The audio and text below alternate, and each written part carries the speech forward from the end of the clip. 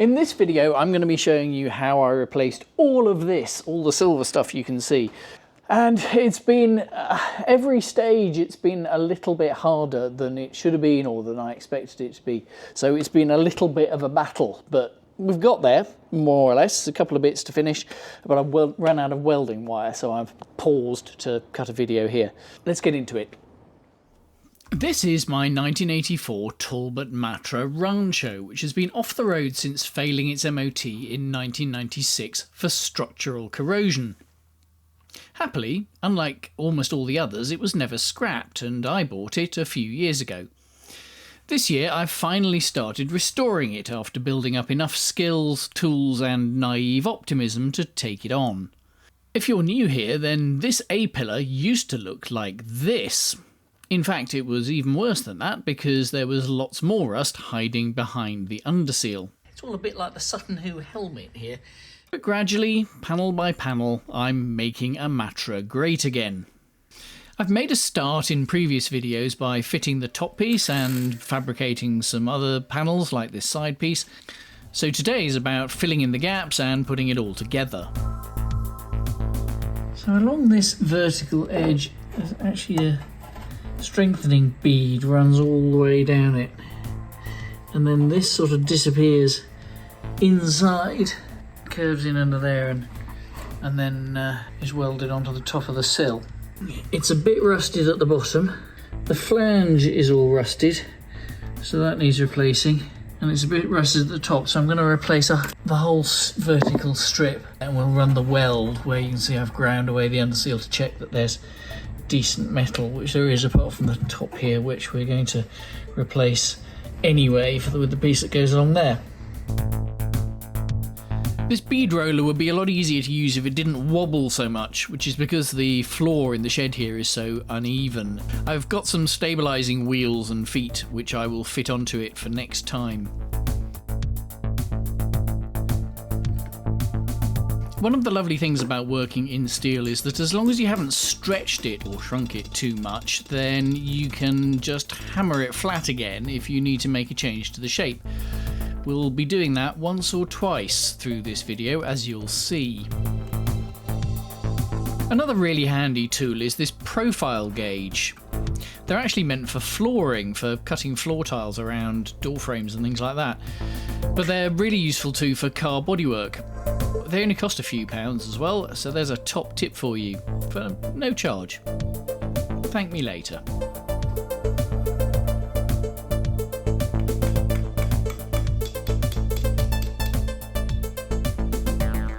If you're a regular, you'll recognise this as the pipe anvil that I made a couple of episodes back. And if you're new here, then that was the pipe anvil I made a couple of episodes back.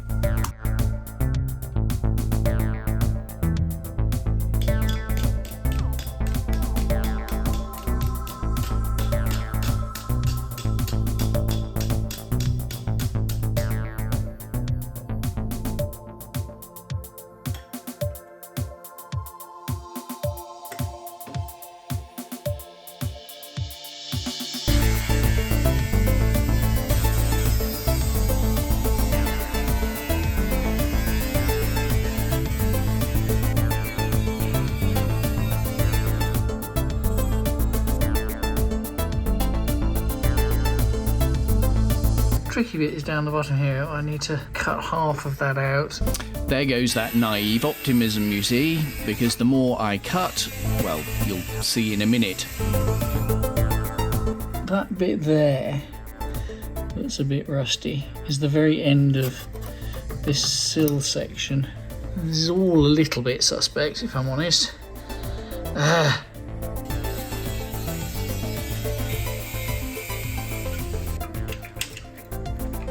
Yeah, I'm not sure a little bit suspect really covers that. That's rotten.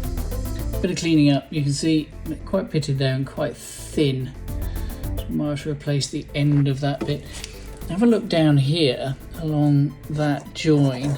You see where that sill folds up and joins this side panel? That's barely attached. That's just the most rubbish spot welding ever. And that's factory. I've found some more rot in there. It's not too bad. So after a bit of wire brushing, you can see it's a bit pitted.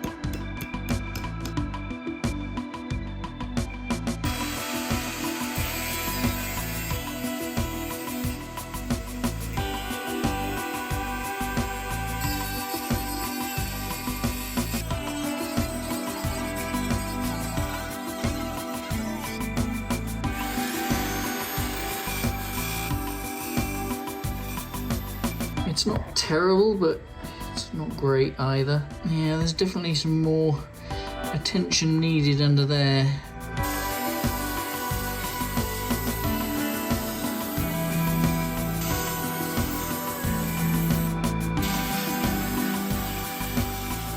It doesn't look quite so bad now for a bit of a clean. I think I'm gonna hoover up the vast amounts of snow that's fallen. Very Christmassy Rancho now, and then I think maybe give that a bit of a treat with some Hydrate 80 or some such anti-rust treatment.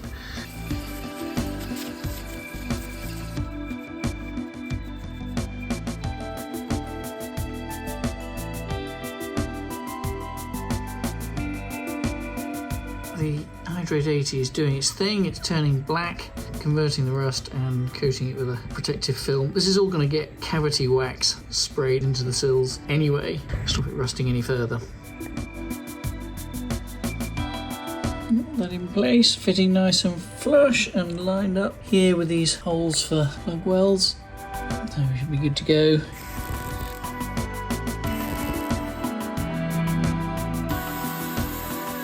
This piece will get covered by rubber flooring when it's all put back together, but I still wanted to grind the welds back flat, and happily they've come out quite neatly and with no pinholes, so I'm pretty pleased with how this looks. It bodes well for doing bits of actual visible bodywork further down the line.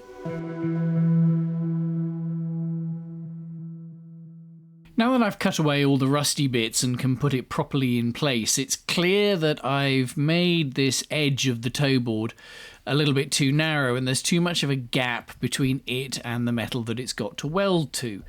So it needs a bit of adjustment.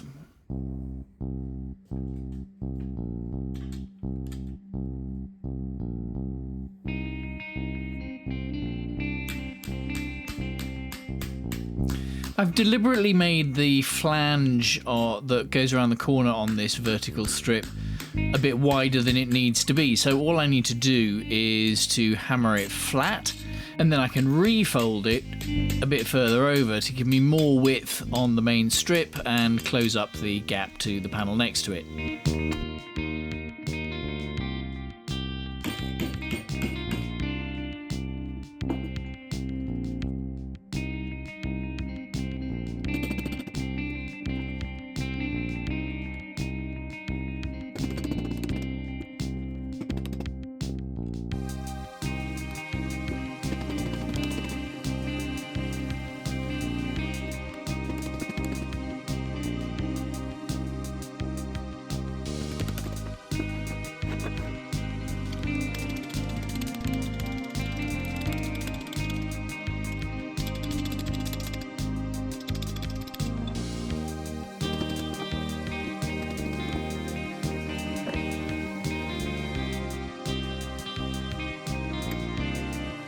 That nice and tight at the top, and with the flange all lined up along the edge, that's now a much more manageable gap to fill with weld. And it's a nice tight fit.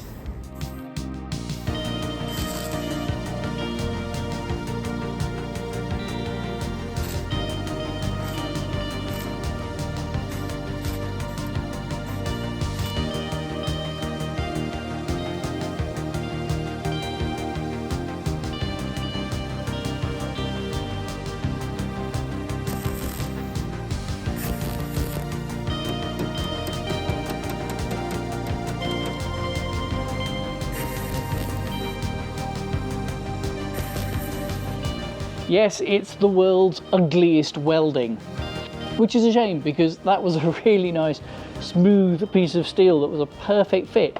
But the trouble is, because I've got this brace here and I'm wearing a welding mask and trying to get in past the dashboard and stuff, it's just impossible to see what I'm welding. I'm actually having a couple of minutes break, if I'm honest, because at this point I'm tired and a bit hungry and a bit fractious and grumpy, and it's not going badly, but it's frustrating. Just difficult to see what I'm doing, difficult to film what I'm doing. I'm in my own light, I'm in the way of the camera. It's all just driving me a little bit mad. And I'm too fat and I'm popping my poppers. So yeah, time to take a breather. Yeah.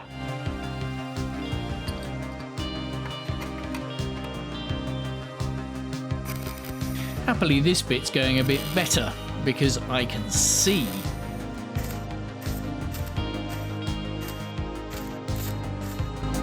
People sometimes ask about the thickness of the steel and settings that I use. So this is 0.8mm steel or 20 gauge, and for butt welding two pieces together with a copper bar behind, I've got the welder set up like this. I've got the voltage set on about number 3 of 10, and the wire speed varies a bit. I've got it set on 5, sometimes I have it down sort of 3.5-ish, somewhere around there. It depends on the size of the gap that I'm trying to fill, how quickly I want the wire to get in there. And the welding gas that I use is Hobbyweld 5 if you're in the UK. If you're elsewhere, then that's about 5% CO2 and the rest is argon. So with the welds ground back a bit and a protective coating of zinc primer to stop it flash rusting, it's ready and on to the next bit, which is this sill end. We are making good progress. So this is now on, complete with a authentic looking bead down the edge of it. It's nicely fitted on top of the sill here. The top of the sill end has been replaced and is now solid. I've still got the sill closing piece to do. That's made of thicker steel, so that'll be slightly more challenging to work with, but I think it's only 1 mil instead of the usual 0.8 mil that more or less all the rest of the car seems to be made of. I've still got a section to put in here where the top of this has just rusted away, but now that I've got the strength in this edge, I don't need to do that in order to be able to get this side panel on. So I might come back to that and treat that as that sort of inner wing job rather than part of this A-post job. It's a big old job, this. The next stage is to make this sill end closer. I cut a slot in it, and I think I probably cut more than I needed to, so I welded that back up, but it still needs a bit at the top here because it needs to carry on up here and then have a bend in it and then plug weld onto the bottom of this.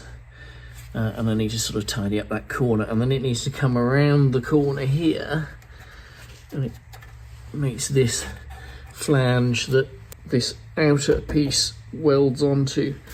So that flange is looking very thin and wavy from rust, so that needs remaking.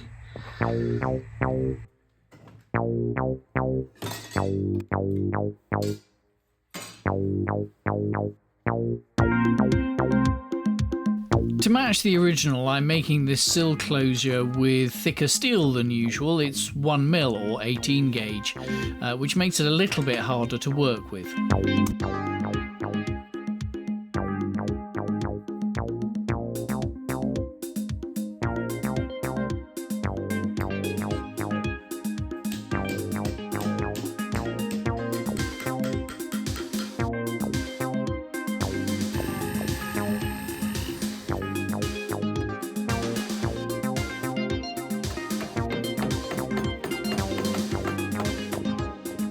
While I'm here, I might as well replace the whole thing, including that seam that I'd cut and welded back up again. So all of that will go, we'll replace it with a neater join.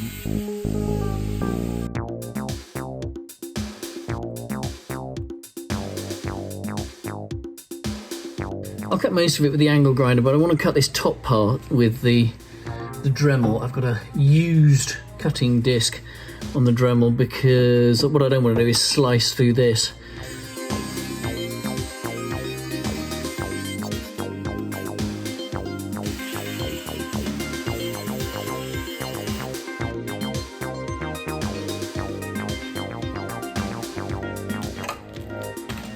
I'm wondering whether I need to replace that flange that's bent up that the sill closure is spot welded to. It looks quite rusty, but actually it's mostly just surface rust. It's still quite thick. So I think that's going to clean up, and I'll treat it with some rust converter first, and then that should be okay.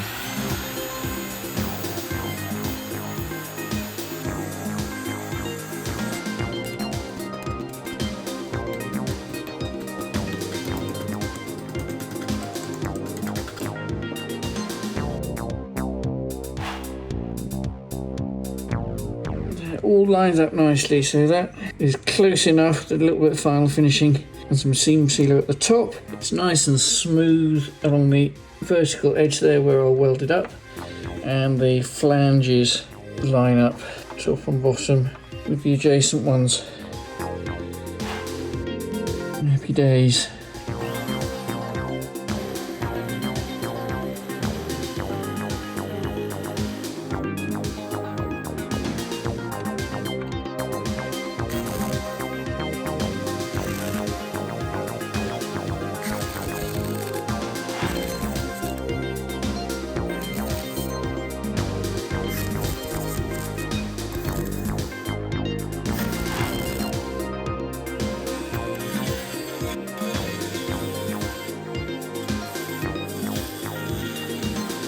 I forgot to press record when I was welding it, but you can see I've welded that as nice thick beads because it's good thick steel, so that'll clean up nicely.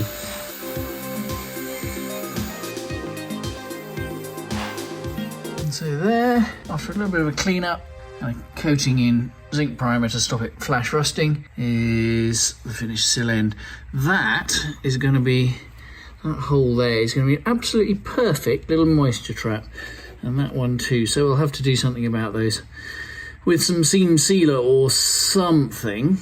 The sill and everything will get filled with cavity wax, but this is going to get blocked off in a minute. So I'm going to spray in some aerosol lanolin. This is Alpha Lan from the same people that do Bulldog BDX, which is my favourite penetrating spray. It's got a nice thin nozzle, unlike the cavity wax stuff.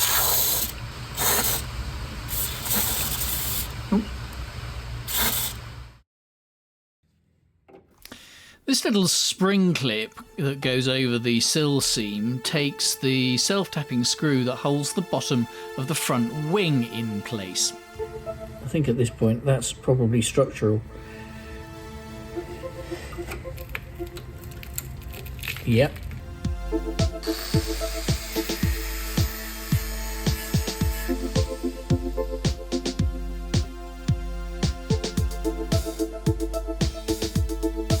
If you look under here, so there's a finger eight hole, and all of that needs replacing. But further along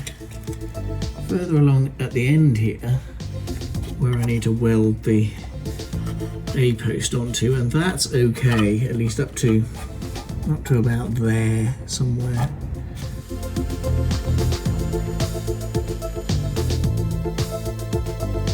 There's a tiny hole. Cleaned it up with the Dremel.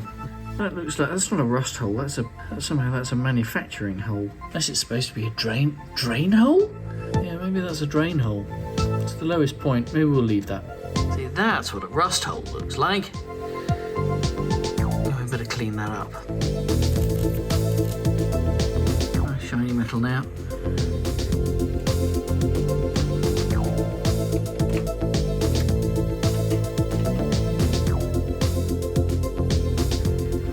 getting there now. Starting to look like a car again.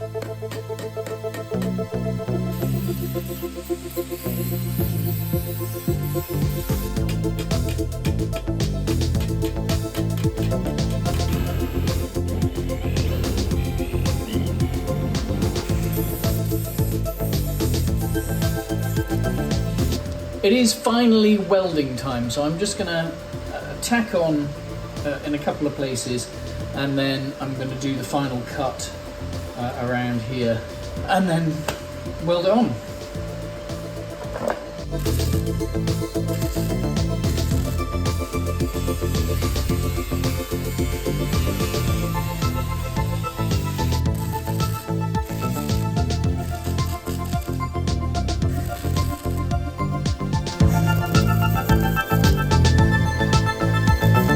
Happy with the way these plug welds have gone. They're nice and neat on the front, and there's really good penetration through to the flange on the back through both sheets of metal.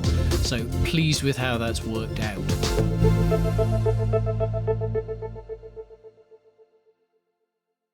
This is definitely the part I find the most stressful. I've got to weld up these seams now, and I've got to do it without getting too much heat into the panel and warping it, because if I do that and it gets a twist on it, that's really difficult to get out, and it potentially means I've got to kind of take it off and start all over again. And I really don't want to do that. So I've got bits of copper to go behind, which will also help me not to blow holes through the thin steel as I go along, and act as a heat sink. And I've also got my air line here, which I can, as I do the welds, I can help if I turn the tap on at the compressor. I can give it a quick squirt of compressed air and cool it and stop too much heat build up in the panel. And hopefully that'll do it, but it's a nerve-wracking moment, this.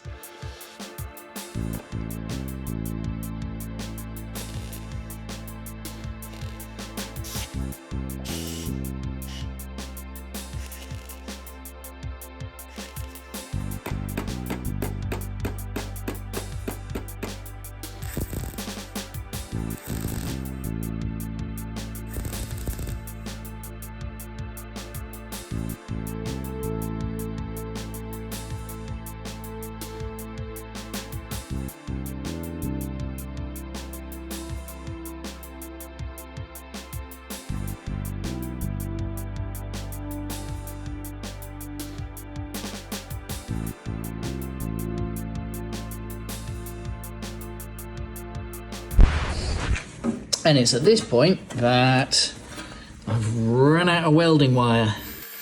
Still, after a bit of linishing back with the finger sander and a quick clean up with a wire brush on the Dremel, followed by a squirt of zinc primer to stop it flash rusting, and then a bit of final finishing once I'd had a chance to change the MIG wire, then it's starting to look quite reasonable. Maybe I will get away with this after all. In the next video, I'm going to be replacing all of this, the doorpost, the box section here. There's still plenty to do. It's going to be a, what cliche should I use? Marathon, not a sprint, maybe? Game of 37 halves? Take your pick. See you next time.